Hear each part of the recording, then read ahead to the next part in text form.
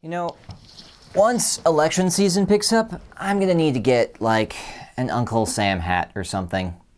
How's it going, y'all? Aiden Anderson here with the Moscow Minutes.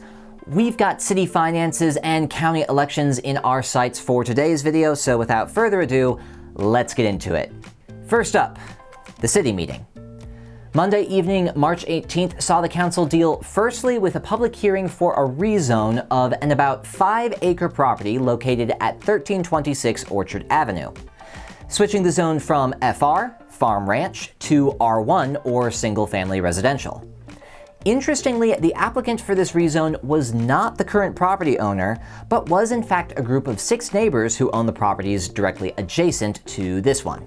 As was explained at the public hearing, the long-term plan for this property is for the landowner to gift it to these neighbors, who will then divide it amongst themselves as a way of preserving the green space and avoiding development directly behind their houses. The rezone is simply the first step in making that happen. Needless to say, stories like these are exactly the sort that tug on the heartstrings of the Moscow City Council, and they swiftly approved the rezone. Next up, we got financial stuff to cover. The city's auditors, Presnell Gabe PLLC, represented by Renee Tack and Nick Nicholson, presented their comprehensive financial report for fiscal year 2023 to the city. This report looked at the city's use of finances throughout the past fiscal year to help determine the overall financial health of the city, as well as any potential weaknesses the city might face going forward. One interesting metric that Nicholson used for determining the city's financial health was the length of time the city could continue running their current operations if they had no new revenue coming in. In his words, being able to keep going for 6 months or so without new revenue is considered healthy, while Nicholson cautioned against situations in which that length of time was shorter, say 2 months, or substantially longer, say 2 years. In this case, their analysis showed that Moscow can run city operations currently for about 9 months without new revenue, which in their estimation is pretty healthy for a city like ours. After the auditors came the staff. Bill Belknap, the city supervisor, presented on what he called the fiscal year 2025 budget priority review. That's a very professional way to say some things have got to change around here.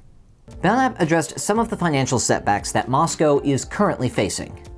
The court case in Lewiston that forced the removal of Moscow's streetlight utility fee and reductions in state sales tax revenue have forced the city to get financially creative. To account for these losses, Belknap said that the city has had to remove 6 staff positions, suspend pay increases for its staff, and reduce all city department commodity expenditures by 20%. It also means that going into fiscal year 2025, the city is going to have to reconsider some of its strategic priorities, those projects or objectives that they want to put a special focus on going into each year. Let me run through a few of them for you. At the top of the list is the alternative water source issue. It's difficult to make that one less expensive, but the burden could be partially shifted to the state based on some grants the city is hoping to apply for. A similar approach is being examined for fire and EMS issues, redoing the city's shop, and housing and community mobility projects. So looking at state grants and ARPA funds for some one-time projects rather than incorporating them all as a larger budget item. Some priorities are being wholly re-examined, like the downtown streetscape project, which may be put aside in favor of some more small-scale improvements to match the budget. Still others, like roadway maintenance and employee retention, are more of an ongoing issue and may require rebalancing from other city funds, as well as a more gradual rollout as inflation subsides. Obviously, the city has a lot to balance out when it comes to money and how to spend it. This is one of the most important things a citizen of Moscow can be looking to pay attention to, but it's also one of the hardest things to pay attention to. The city budget is both massive and complex, and it's hard to know if you're missing any information when you're looking at it. For example, back in December, the city approved an increase in their sanitation franchise fee to help combat their shortfall from the loss of the streetlight utility fee. This change was not mentioned by Belknap at the meeting this past week. So we still don't know if and how such a fee change has impacted the city's finances as regards this shortfall problem. We still don't know exactly how these pieces fit together. Regardless, the city has yet to set the budget for the coming fiscal year, and that means more videos on city finances in due time. The draft for this year's budget should be available mid-June, while the city's budget workshop, a public meeting, is scheduled for July 10th, with the budget hearing set for August 5th. All of those meetings are among the most important meetings each year, so if you live in Moscow and you want to know how your money's being spent, you should check those out. Okay, we got the money talk out of the way for now. Next up, we got elections. I know it's a presidential year, but that's not what's on the docket for today. The filing period for running for office in Latah County ended on March 15th, Friday of last week, so now we have a final list of candidates for the county offices this year. 2 county commissioner seats are up this year, County District 1 for a 2-year term, and County District 3 for a 4-year term.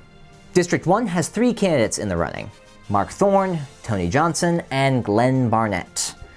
Interestingly, incumbent Commissioner Kathy LaFortune is not among those in the running, and I've not heard her say anything publicly about whether or not she is planning on running again. So we could very well be looking at a brand new face for District 1, no matter what. District 3 is a race between incumbent Commissioner John Bowman and newcomer Jason Stooks. The other 2 races at the county level are the race for prosecutor and the race for county sheriff, both of which will serve 4-year terms once elected.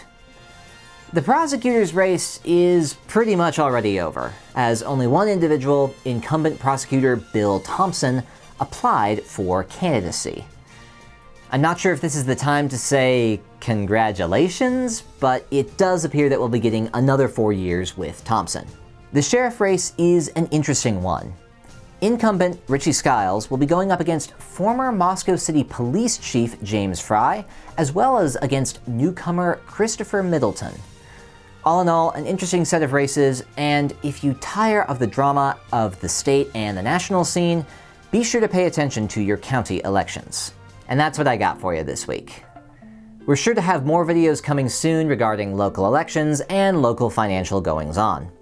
Our candidate interview series, Candidate Candids, will hopefully be coming back as well, so if you have any questions that you'd like us to ask the candidates, please reach out. We'd love to hear them. I'm Aiden Anderson, and this is the Moscow Minutes. We'll see you next time.